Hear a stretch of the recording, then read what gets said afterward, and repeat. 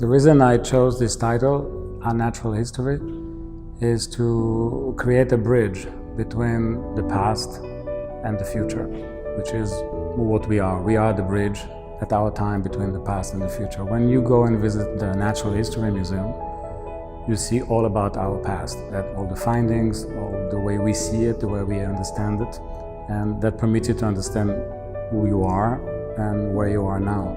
The unnatural history is the fact that this natural history will change.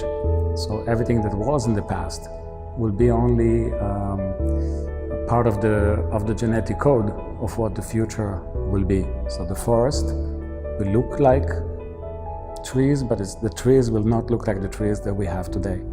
The animals will change, we are changing, everything is changing. So when people will visit, I want them to feel this both past and future. What I'm interested in is not the works themselves, but the space between me and the works, and therefore when somebody comes in between this space, he has a reference to his own world. The big sculpture outdoor, the raw growth, which is actually the welcome piece, or the welcome shock, or the welcome reference to the people when they come in. This gives us the possibility to imagine our world differently and give potential and growth potential to everything. It's a very positive piece because it is growing, it is developing. Each facet developed in its own direction, with its own energy, with its own speed. So nothing which is really in control, not of myself and not of itself. Because it is so three-dimensionally intricate, every time you look at it from a different angle, you see something else. So I can possibly show you 10 different pictures of the same object, and you would see 10 different objects. So that multiple endlessness that the image has is actually quite interesting in my opinion. The reflection it generates two types of reflection. Those which are connected to the center. So it's like a vortex, it's a little bit like creates its own center of gravity, and all the colors and the architecture and the people and the vegetation and the sky and everything else is growing or concentrating. And you experienced it and I didn't. When you set up the sculpture, there was the eclipse. So actually the sculpture has not only marked this 90 years old cycle of the eclipse in this area, but also incorporated that very important moment into the sculpture. The second layer is the edges of every arm. Every arm has a perpendicular edge, which is also mirror polished, and it reflects a perpendicular image. So this one will reflect the sky, where this one will reflect the building. So there's combinations and juxtaposition and superimposing of images that the eye cannot make by its own self. So in that case, the art permits you to see things that you've never seen before. My ecosystem of collaboration is very rich. It starts with the people in the studio, which is very intimate. We see each other every day when I'm not traveling. I sometimes see them more than I see my kids, which is a classic syndrome of endlessness of passion to what we do.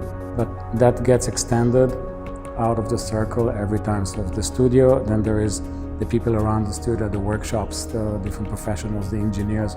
A lot of work needs the big outdoor, urban scale, public installation needs as a very incorporated, intense engineering. There's a lot of brain. So there's the brain circle, like a gray matter. And then there is the making. And the making is fundamental to many of the work because the perfection and the finishing makes the making hand disappear and makes the object appear. This is a very long process. I always explain to the galleries, to the collectors, to everybody who's commissioned work, it's not off the shelf. Sometimes it takes 6 months, sometimes it takes 27 months, I don't know. I've thrown away many pieces at the end because you only see how fantastic it is at the end. You cannot see it in the process. So I take the piece, we cut it, we put it in the dustbin and we start again. So people have to be patient, and this patience is really about the process of pregnancy. You can't give birth after 4 months. The fetus is not ready.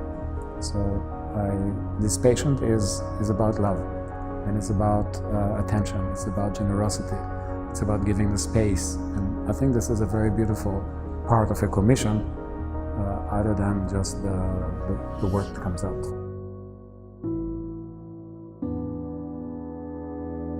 The methodology, actually there isn't a methodology somehow. Every time I think I have one or found one, 10 minutes later I realize that it's in a work which is in constant evolution. Just like the sculptures, I have no end and no beginning. Everything I do is influenced by my 54 years of existence. It is really a lot of hands-on and minds-on and spirit-on work. And there I show that some work still ongoing. They might go on for many years, and when it's gonna make itself grow to the right dimension, moment, to scale, feeling, projection, and so on, then I'm going to come back to it. So I don't work on a subject, I work on hundreds of them at the same time, which also pushes me to two things. First is it doesn't let me sleep, which is a problem. And the other is it forced me to be organized in a chaotic, so there's a sort of a chaotic order that permits me to pull out things out of my everlasting storm of multidisciplinary experimentation. The moment I only want to draw quietly, it's meditative. And the moment I want to take an axe or a huge tractor and cut something in two. So to bridge these two is I'm not sure if I figured out how to do it yet, actually.